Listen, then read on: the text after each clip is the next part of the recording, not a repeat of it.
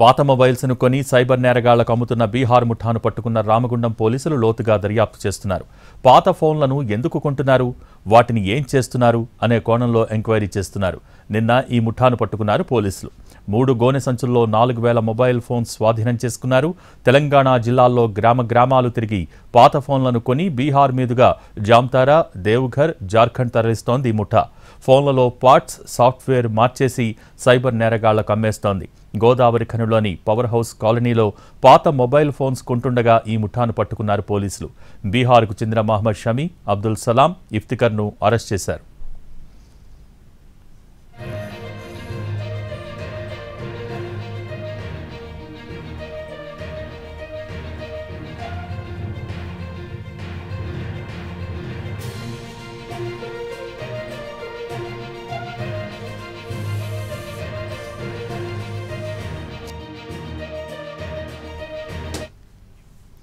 పాత మొబైల్స్ కొంటున్న ముఠా విచారణలో ఆసక్తికర విషయాలు బయటపడుతున్నాయి.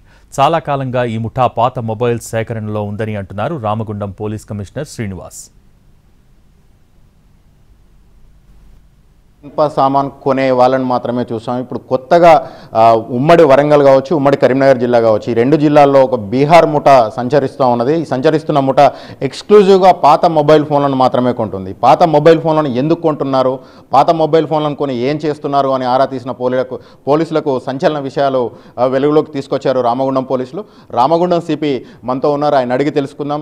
సార్ చెప్పండి, నిన్న ఒక పాత ఫోన్లను కొనే ముఠాను మీరు మనకు ఇక్కడ ఒక టిప్ ఆఫ్ వచ్చింది. దాంట్లో ఏంటంటే ఈ మన గోదావరి ఖని తర్వాత ఈ మొత్తం కమిషనరేట్ ఏరియాలో కొంతమంది వేరే రాష్ట్రం వాళ్ళు ఇక్కడ మొబైల్ ఫోన్లు తీసుకుంటున్నారు అని.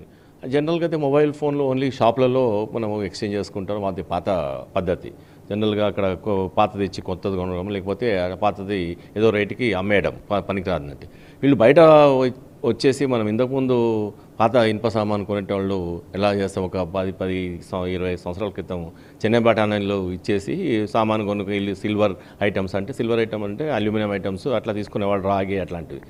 ఇప్పుడైతే కొత్త హైటెక్ ట్రెండ్, ఈవెన్ పాత సెల్ ఫోన్లు కూడా కొనడానికి వస్తున్నారు. దీన్ని బట్టి ఎవరు ఇందుకు ఫోన్స్ కొంటున్నారు అనేది కొద్దిగా మేము డెకా ఆపరేషన్ లాగా మన సిసిపిఎస్ పోలీసులు చెప్పి పెట్టిన్నాము. దాని తర్వాత ఒకరిని దాంట్లో పట్టుకోవడం జరిగింది.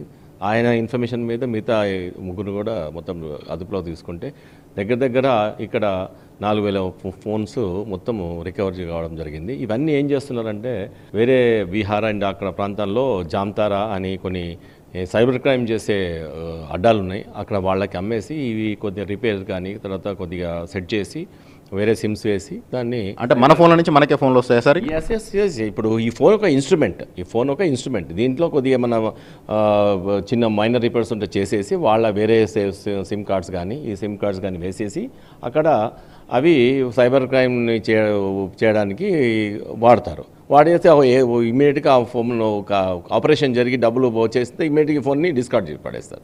ఇంకా అట్లా 4000 ఫోన్లు ఉన్నాయంటే ఎంతమందికి ఫోన్లు చేయొచ్చో మీరు అర్థం చేసుకోకండి.